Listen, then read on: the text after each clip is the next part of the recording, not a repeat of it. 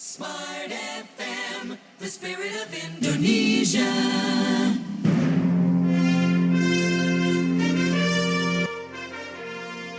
Smart Listener, masih dalam rangkaian program khusus 25 tahun Smart FM Network bersama Merawat Asa, menghadirkan seluruh narasumber Smart FM. Mari merawat asa bersama kami. Dan mari kita sambut narasumber berikutnya. Selamat mengikuti. 25 tahun Smart FM Network merawat asa, komitmen konsisten dan penuh cinta. Selamat pagi Smart Listener di wilayah Indonesia bagian Barat dan juga selamat siang untuk Anda Smart Listener di wilayah Indonesia Tengah dan juga Timur ya. Di tengah suasana gembira perayaan HUT Smart FM Network, kami ajak Anda untuk mendapatkan inspirasi dan juga pencerahan bagaimana kita semestinya merawat asa. Nah, sebelumnya saya akan bacakan dulu ya kuis ya. Kalau tadi sudah ada grand quiz, sekarang ada kuis yang sifatnya untuk lokalan di jam ini, yaitu pertanyaannya adalah sebutkan maskot kota Balikpapan. Kenapa saya mencantumkan atau menyebutkan kuis ini dengan pertanyaan maskot Balikpapan? Karena saat ini saya, Idi Ardian, menyiarkan langsung program ini dari studio Smart FM Balikpapan ya. Format menjawabnya, ketik kuisku spasi 25 tahun, spasi nama, spasi daerah, kemudian spasi jawaban. Kirim ke 0811 590 978. Sekali lagi, format pertanyaannya adalah sebutkan maskot atau lambang kota Balikpapan. Kemudian format menjawabnya, ketik kuisku, kemudian spasi 25 tahun, spasi nama, spasi daerah, dan spasi jawaban. Kirimkan ke 0811 590 978 untuk WA saja ya. Oke, baiklah. Smart Listener pagi ini dan juga saat ini Inspirasi Merawat Asa akan bersama dengan dua orang narasumber yang luar biasa lintas generasi. Yang pertama adalah Pak Hadi Kunchoro. Beliau adalah narasumber kita di Smart E-Commerce. Sehari-harinya beliau adalah seorang CEO dari Power Commerce Indonesia. Dan yang kedua adalah Mas Arto Biantoro, seorang brand activities yang concern dalam bagaimana membantu pengembangan lokal brand di Indonesia.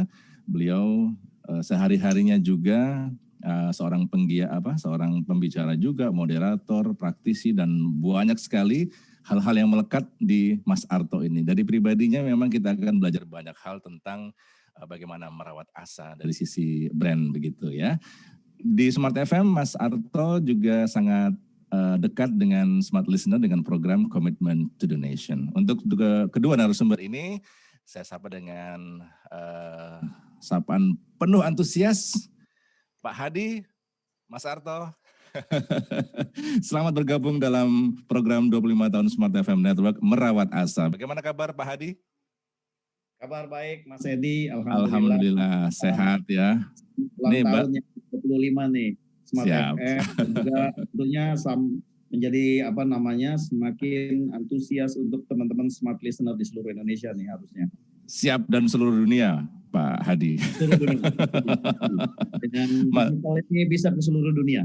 Betul ya. Mas Arto gimana? Waduh, senyumnya sumringah ya. Sehat? Senyumnya sumringah karena tadi dibilang dua lintas generasi. Gitu. Saya di tengah-tengah. Oke. Sehat-sehat, terima kasih banyak. Alhamdulillah. Ini saya bayangin 25 tahun waktu usia saya 25 tahun tuh lagi emosinya lagi tinggi banget tuh, lagi gitu banyak ide, banyak energi ya. So, mudah-mudahan ini juga menjadi semangat yang sama yang dirasakan oleh teman-teman di Smart FM. Betul, jadi 25 tahun itu maka tidak salah kalau topiknya atau semangatnya adalah merawat asa, ya, jangan merawat emosi. Baik, kita berkaitan dengan merawat asa, Pak Hadi sebagai yang paling senior, ini tentunya kita harus mendengar lah ya, salah satu asa yang saat ini menjadi harapan ya bagi banyak pihak itu adalah bagaimana e-commerce itu di Indonesia ini bisa membantu, menopang, bahkan juga membantu Indonesia bangkit di tengah hantaman corona ya. Nah ini Pak Hadi boleh dong dikasih insight sedikit tentang e-commerce kita sekarang gimana nih perkembangannya Pak Hadi? Wah, terima kasih sekali Mas Edi. Jadi selalu saya sampaikan bahwa perkembangan e-commerce itu bukan menjadi sebuah opsi pilihan, tapi memang menjadi sebuah keniscayaan. Karena memang perubahan didrive oleh perubahan perilaku, baik perilaku konsumennya maupun perilaku pada akhirnya kemudian pemilik brand atau pemilik produknya harus mengikuti dari Nah, perubahan perilaku itu berangkatnya dari memang perubahan perkembangan teknologi dan digitalnya. Sehingga kemudian teknologi digitalnya sudah berkembang ini nggak mungkin mundur lagi. Why e-commerce tidak menjadi sebuah opsi lagi, tapi menjadi sebuah keniscayaan yang memang harus kita pelajari dan harus kita optimalisasikan manfaatnya. Seperti itu. Nah, perkembangannya luar biasa karena saya mengikuti sepanjang 9-10 tahun terakhir ini. Tentang e-commerce evolusinya Indonesia, bahkan boleh dibilang bukan evolusi lah, agak revolusi sebetulnya. Karena perkembangannya luar biasa ya, percepatan 10 tahun ini di situ. Jadi saya melihatnya, apalagi kemarin 2-3 hari terakhir isu apa yang lagi hot itu kan mergernya dua raksasa. E-commerce kombinasi dengan ride hailing atau transport management system. Tapi sebetulnya itu sudah menjadi super ekosistem. Jadi bukan lagi e-commerce, tapi sudah menjadi super ekosistem. Nah, ini yang menjadi sebuah asa atau sebuah harapan buat kita. Harapannya bahwa dengan adanya sebuah dua raksasa teknologi ini yang membangun super ekosistem yang berbasis e-commerce, justru punya harapan buat Indonesia, terutama local brand, dan teman-teman UKM yang bisa memanfaatkan teknologi ini agar kemudian menjadi tuan rumah brand lokal itu sendiri di dalam negeri, tapi juga untuk menuju pasar global. Itu yang paling utama. Karena dengan teknologi sudah borderless nantinya. Nah, ini yang bagaimana kita bisa memanfaatkan ini. Dan alat, platformnya, industrinya sudah ready. Nah, tergantung kita bagaimana mengoptimalisasikan manfaat dari fasilitas tersebut. Betul. Bagaimana kita mengoptimalkan kemudian tidak hanya sekedar merawat asa, mengoptimalkan potensi-potensi dalam dunia e-commerce yang disampaikan oleh Pak Hadi tadi. Itu menjadi tantangan loh buat Mas Arto untuk menjawabnya ya. Karena Mas Arto sekarang kita semua percaya dan yakin e-commerce didominasi oleh local brand dan mereka juga butuh pencerahan yang sangat spesifik bagaimana tidak hanya local brand ini tidak hanya menjadi pemain di tingkat RT begitu ya, tapi benar-benar menjadi pemain di tingkat yang lebih tinggi lagi di kelas mendunia begitu ya. Kita akan tahu jawabannya Mas Arto setelah jeda berikut ya. Kita akan jeda sebentar dan Smart Listener jangan kemana-mana, kami akan kembali untuk Anda di program 25 tahun Smart FM Network Merawat Asa. Baik, saya ke Mas Arto. Mas Arto. Baik, Mas Arto bisa di-unmute, Mas? Iya. Oke. Baik, Mas Arto, kalau mendengar tadi penjelasan atau sedikit insight yang disampaikan oleh Pak Hadi ya, kita melihat sebuah data bahwa ternyata perkembangan e-commerce itu begitu signifikan sekali. Nah, saya juga sempat tadi menyinggung e-commerce kita saat ini sangat dekat dengan local brand, sangat dekat dengan UMKM di sana. Nah, sebetulnya kalau kita melihat perkembangan sebagai orang yang aktif dan dekat dengan UMKM, kemudian dekat dengan local brand Indonesia, insight dari Mas Arto gimana sih? Pengen denger nih. Silakan Mas Arto.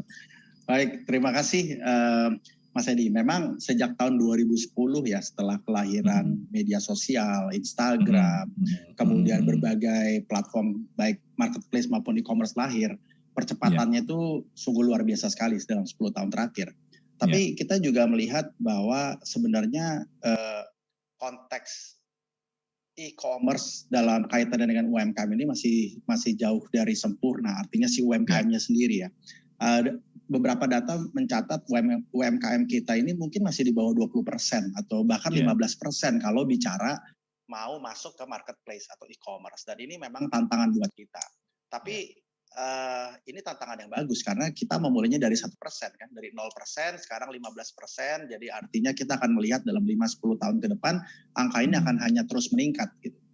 Nah, kita juga kita juga harus memahami bahwa kewirausahaan kita ini dalam kondisi yang masih sangat muda sekali. Indonesia bukan tipe negara, meskipun kita punya suku-suku yang luar biasa ya, Bugis, Padang, itu Madura, ini suku-suku yang memang sudah dari awal berdagang, tapi secara keseluruhan bangsa kita tidak didesain untuk menjadi seorang entrepreneur. Jadi kita ada di titik di mana ini dalam proses yang baik.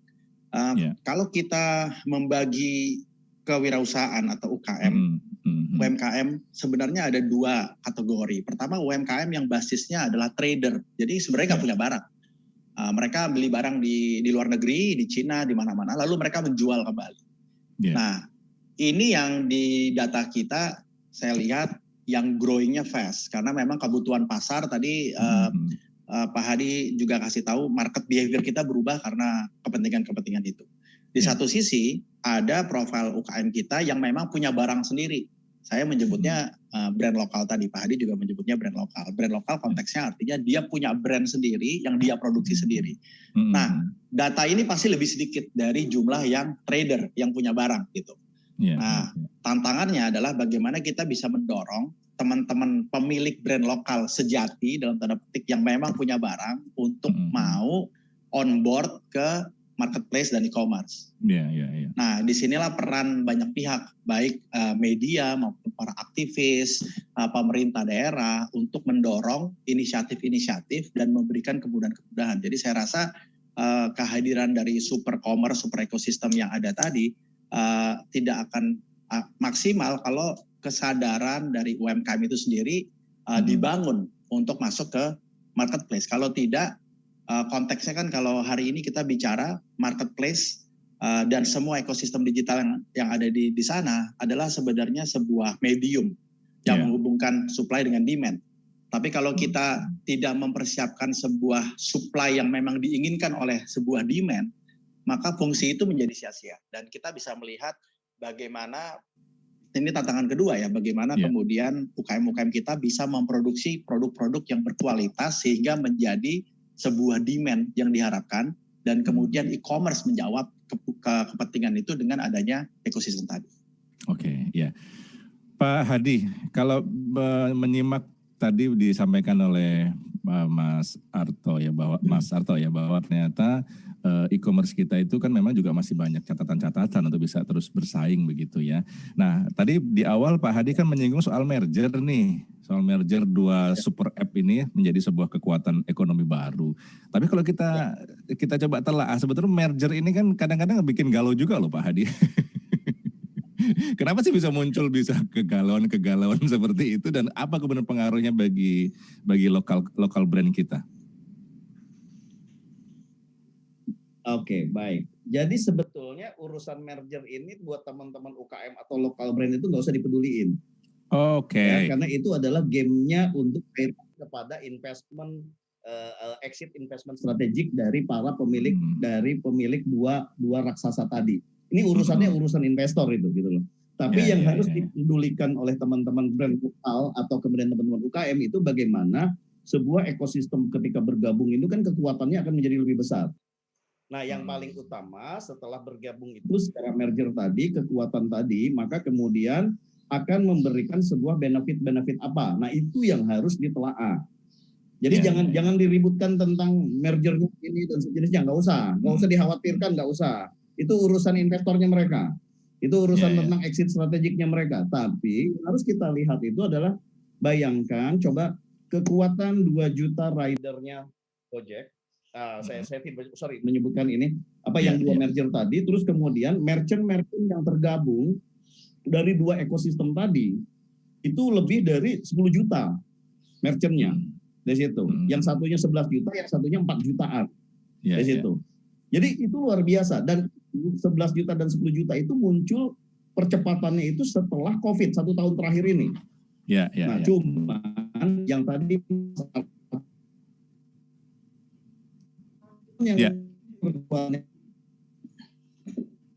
Pak Hadi, kita lost signal Pak Hadi. Bukan produsen. Itu yang menjadi kemudian harusnya kita lebih perhatikan lagi. Itu. Nah, dalam kaitan tersebut, maka kemudian kita ini harus pintar-pintar melihat bahwa kemudian platform ini ketika bergabung pasti mereka akan memberikan tawaran-tawaran insentif dan kemudian benefit-benefit kepada masyarakat, baik itu sebagai pembeli shopper atau sebagai kemudian merchant penjual di situ. Nah itu yang harus kita pahami. Jadi kekhawatiran tentang yang lain tetek bunganya itu gak usah dikhawatirin. Iya. Gak usah dikhawatirin. Itu urusan. Jangan juga lata Pak Hadi ya. Jangan khawatir juga tentang kemudian gede kemudian dihatikan. Iya, baik. Pak Hadi saya mohon maaf. Indonesia itu platformnya itu sangat e-commerce itu sangat fragmented. Oke. Marketplace saja. Iya. Baik Pak Hadi saya mohon maaf saya sepertinya sinyalnya community bahkan. Oke, baik smart listener, mohon maaf ya. Kemudian Indonesia itu 85% retailnya itu masih offline. Oke, baik. Ya, baik Pak Hadi. Ada beberapa kalimat penting yang dari Bapak yang agak terputus tadi, tapi nggak apa-apa, sudah kita bisa catat poin-poinnya karena sepertinya sinyal ya Pak ya, gangguan sinyalnya kurang agak menghalangi lah begitu ya. Oke, tapi kita bisa mencatat tadi beberapa kalimat penting dari Bapak berkaitan dengan merger tadi. Jadi untuk para local brand ya, itu tidak perlu galau gitu kan, tidak perlu ikut pusing-pusing lah dan juga yang paling penting adalah jangan latah gitu ya. Ikut-ikutan merger juga gitu. Karena merger juga itu kan butuh banyak pertimbangan ya Pak Hadi ya. Ya, betul. Jadi kita sih fokus kepada gini, jangan khawatir tentang ekosistem merger yang besar tadi, karena apa? Indonesia itu fragmented. Platformnya. Jadi bukan hanya tentang marketplace, ada social media commerce, kalau ngomongin e-commerce platform ya. Dan ingat, 85% itu masih kemudian offline. Ya.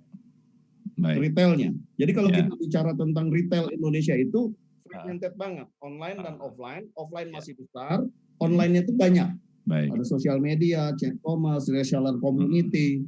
Nah, itu bukan hanya marketplace saja di situ. Nah, yang paling utama buat kami adalah buat kita nih, penggerak UKM atau kemudian brand lokal, yuk semuanya mencoba untuk mensupport, mendukung dan memberikan fasilitas dan insentif kepada brand-brand lokal yang produsen tadi. Itu yang penting. Karena apa?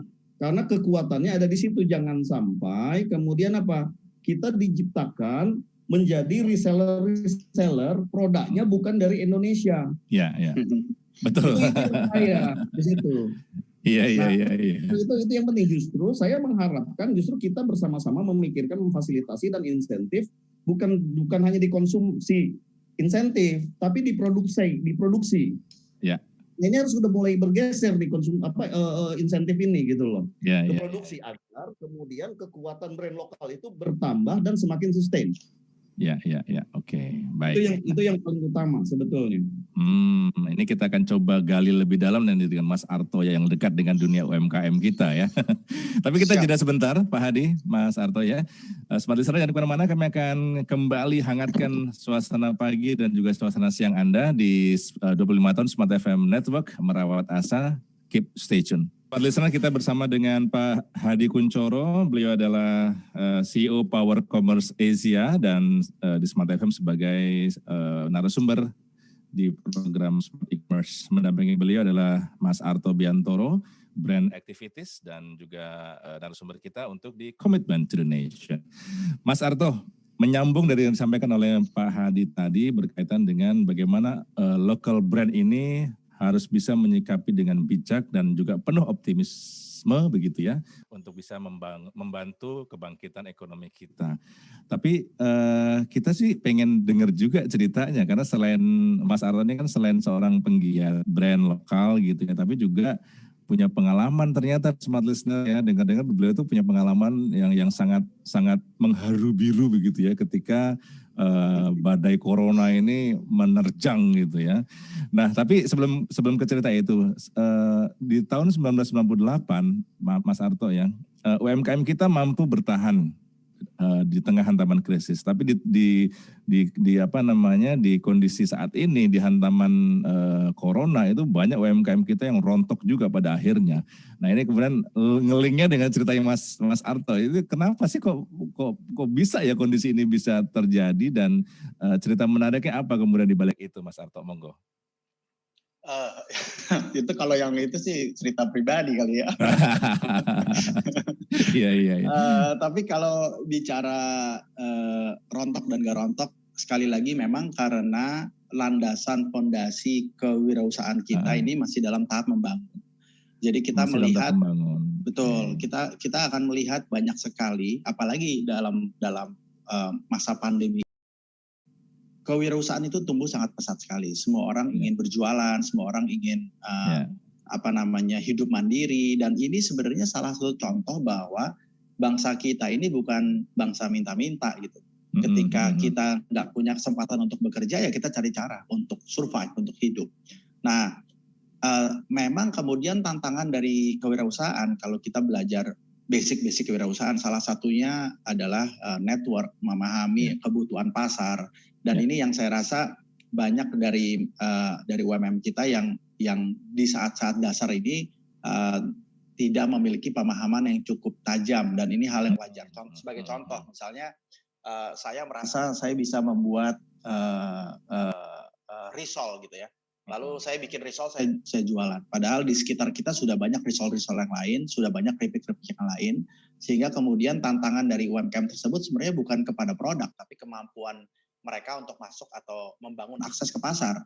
Dan ketika pandemi terjadi, semua orang menahan diri, kemampuan networking ini yang kemudian hilang. Karena memang masih dalam tahap-tahap awal, networknya belum cukup kuat untuk dibangun.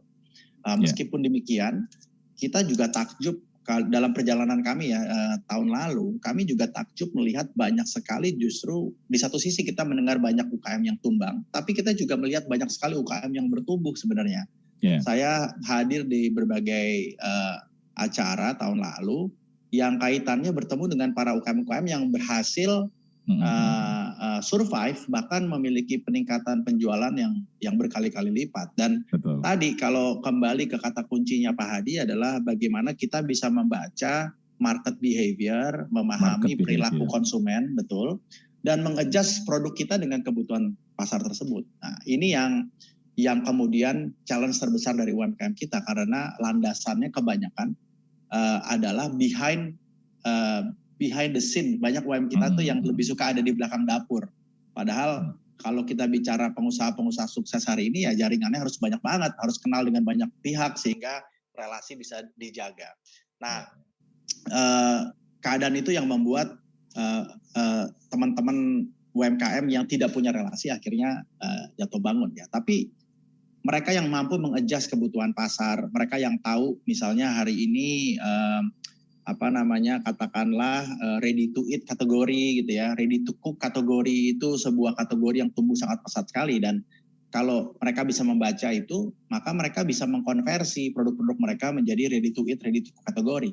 Sementara itu membangun jaringan lewat reseller dan lain-lain. Jadi saya rasa hal-hal seperti itu yang mungkin saya katakan kalau nggak ada pandemi justru kita nggak akan belajar hal-hal seperti itu. Setelah pandemi ternyata ideation tuh sangat luar biasa banget.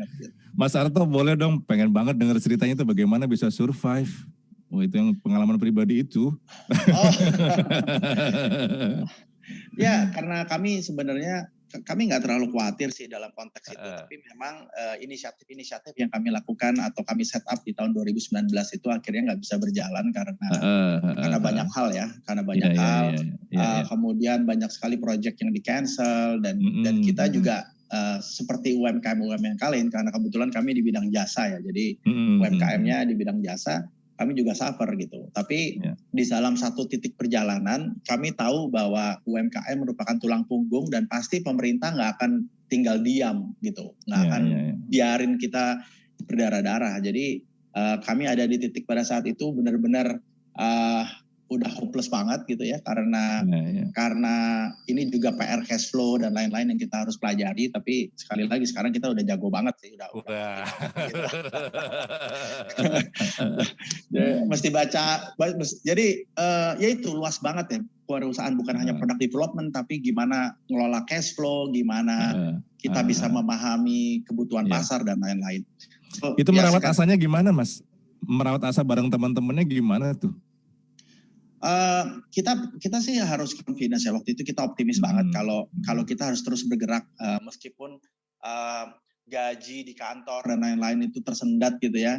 Kita tetap harus bergerak. Dari mulai Februari kami mulai bergerak tanpa dana ya, memikirkan bagaimana UMKM kita khususnya yang ada di pinggir jalan itu, waktu itu masih belum ada masker, jadi kami bergerak dengan jaringan kami namanya Indonesia Brand Activist Network, itu bergerak di 20 kota untuk membagikan masker, juga bekerja sama dengan kementerian, ada Pak Teten di sana juga, kita membagikan masker, dan gerakan-gerakan seperti itu yang membuat kami itu nggak memikirkan apa yang ada di dalam diri kami sendiri gitu.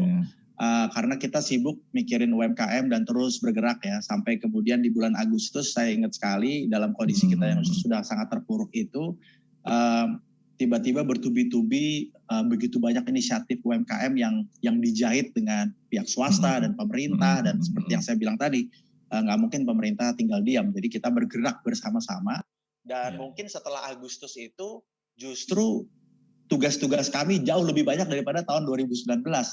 Ya, yang the power of giving luar biasa Mas Arto ya. Betul. Dan setelah kita catat ternyata ya kita merasa lebih baik di tahun 2020, minimal stabil ya dibandingkan 2019. Ya. Gitu sih. Oke, wah seru banget ya. Kapan-kapan sharingnya benar-benar ke ini ya Mas ya. Ya mudah-mudahan pandemi cepat berakhir lah, bisa main ke Balikpapan, bisa bikin cerita inspirasi di sini gitu ya, karena banyak banget teman-teman yang pastinya membutuhkan pencerahan-pencerahan dari seorang Mas Arto Biantoro. Ya. Kami ada brand aktivis juga kok di Balikpapan. Oh ada ya? Oh nanti info ya Mas ya, biar kita datengin deh. Siap. Baik, Pak Hadi, mendengar cerita Mas Arto, ini ada satu kalimat, ada terbesit pertanyaan juga kemudian ternyata bahwa sebelum kita break nih ya, brand lokal kita ini kan berlimpah Pak Hadi, tapi masih susah loh buat mereka tuh naik kelas. Itu kira-kira dari kacamata Pak Hadi apa sih yang menyebabkan hal itu terjadi? Jadi kalau kita ngomongin pengalaman saya nemenin teman-teman UKM, itu sebenarnya problematikanya itu bukan hanya tentang yang selalu terlihat, oh mereka nyari pasar. Ini menjadi fenomena. Saya mengidentifikasi ada 6 problem UKM itu. Kalau ditanya ke UKM-nya, UKM itu kan levelnya banyak Mas. Ada yang mikro, ada yang kemudian sedang, ada yang menjadi besar dan sejenisnya. Jadi kita di level yang mana? Nah itu beda-beda. Nah problematika yang kalau kita tanya ke teman-teman UKM yang di level mikro dan sejenisnya, itu di level itu biasanya Pak, problemnya kalau ditanya problemmu apa, biasanya modal. Gitu. Tapi kalau ditanya ke pemerintah, biasanya teman-teman UKM harus dibantu tuh. Nah kalau ditanya ke pemerintah, nanti pemerintah jawabnya kira-kira apa yang mau disupport, cariin pasar. Nah ini aja udah nggak nyambung nih dua ini nih, itu antara dua kebutuhan. Nah padahal sebetulnya kalau kita ngomongin brand lokal yang mau sustain dan tumbuh, ada 4 problem lain yang harus kita resolusi. Baik Pak Hadi, ada 4 problem lain ya? Ya. Pak Hadi, ada 4 yang kita pending tadi. Wah, saya udah deg-degan nih dengarnya apa ya, karena termasuk UMKM juga nih saya. Monggo Pak Hadi dilanjutkan. Jadi berdasarkan pengalaman saya menemani teman-teman UKM 6-7 tahun terakhir inilah. Iya. Kita punya Indonesia Mall, sekarang Halal Plaza dan sejenisnya. Jadi selain tadi yang pertama adalah kalau ditanya tentang problem yang pertama biasanya jalan, kemudian pasar. Nah yang ketiga itu adalah tentang business knowledge. Oke. Nah, business knowledge itu problematikanya seringkali kemudian ya tadi yang dibilang sama Mas Arto bahwa kemudian nggak paham tentang market research. Betul. Bagaimana memastikan market research fit in dengan product innovation-nya. Bagaimana dengan setelah itu ngomongin tentang capacity dan capability. Ini tentang business knowledge. Bahkan teman-teman tidak tahu bagaimana deal membuat business model. Deal pakai seller kah, pakai distributor kah, lewat online kah, nentuin harga dan sejenisnya. Itu tentang business knowledge. Itu yang ketiga. Yang keempat itu isunya adalah di manajemen sistem dan administrasi compliance. Oke. Problematika seringkali ini teman-teman kaget nih teman-teman UKM setahun ujuk-ujuk naik omsetnya dari 100 sehari jadi 100.000 sehari.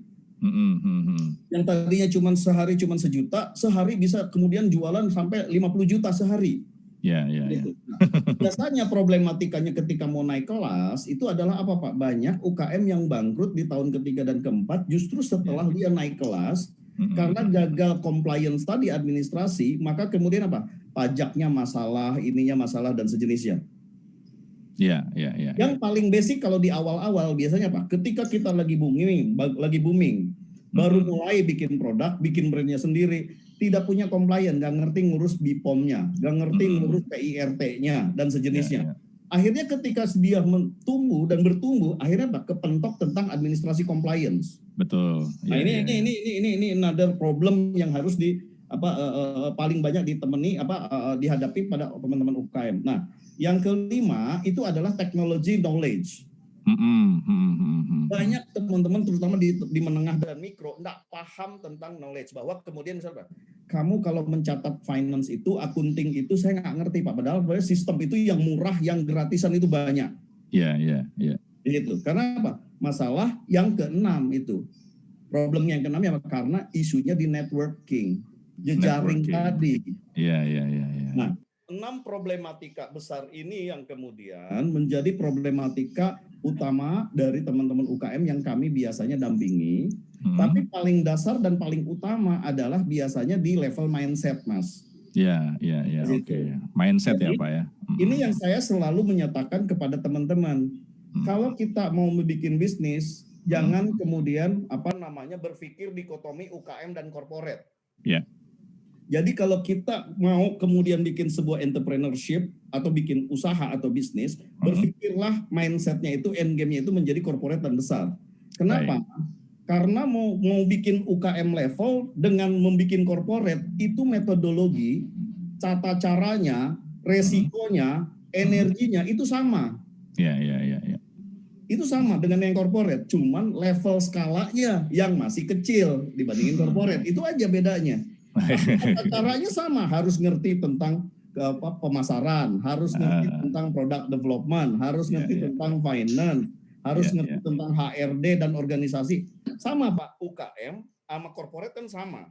Iya. Situ. Cuman levelnya saja yang masih kecil dan yang masih besar. Makanya kemudian level mindset itu yang paling utama.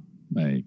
Nah Pak Hadi, setelah kita mengetahui 6 hal tadi bahwa itu adalah sebuah kelemahan yang sering dijumpai di UMKM kita, apa kemudian sebuah kebiasaan yang harus dibuang nih jauh-jauh dari para pelaku UMKM kita supaya bisa tidak hanya survive tapi juga terus growth begitu Pak Hadi? Apa nih kebiasaan yang harus dibuang nih?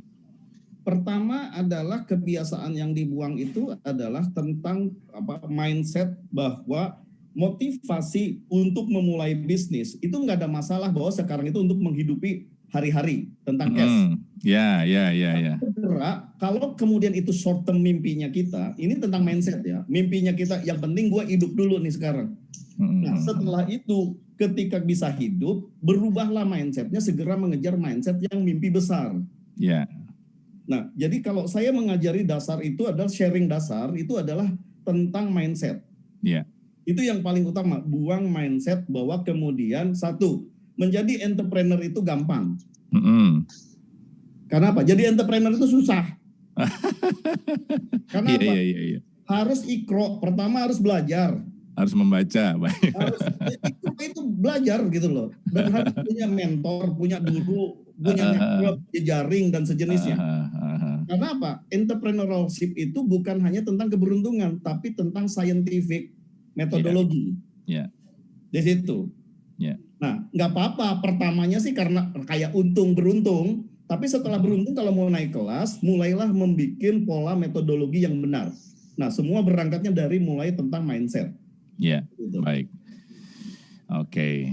Seru ya, ternyata setelah kita mengetahui ilmunya, Smart Listener, ya, apalagi bagi Anda para pelaku UMKM, wah ini harus sering-sering mendengar ya, ketemu dengan Pak Hadi, ketemu dengan Mas Arto gitu ya, di program-program yang ada di Smart FM ya. Oke. Tapi singkat nih Mas Arto, sebagai penggiat lokal brand kita ya, kita sering menjumpai, ini juga nanti sebagai tips ya Mas ya, karena ini sudah di ujung-ujung ya. Saya sering menjumpai ketika sebuah local brand merasa sudah kuat secara brand, dia cepat sekali membangun atau membuat yang namanya cabang-cabang atau mungkin juga membuat franchise begitu. Itu sebenarnya pas nggak sih Mas? Dan tipsnya supaya bisa bisa tetap kuat begitu meskipun kemudian harus membuka cabang ataupun memfranchise-kan brandnya, itu gimana sih supaya nggak salah langkah, Mas Arto? Ya, itu tadi sih sudah digarisbawahi sama Pak Hadi ya. Sebenarnya ketika buka cabang pasti ada dua hal. Pertama adanya opportunity, adanya keinginan orang untuk kemudian bekerja sama. Yang kedua kita melihat adanya momentum. Tadi yang sudah digarisbawahi jelas banget.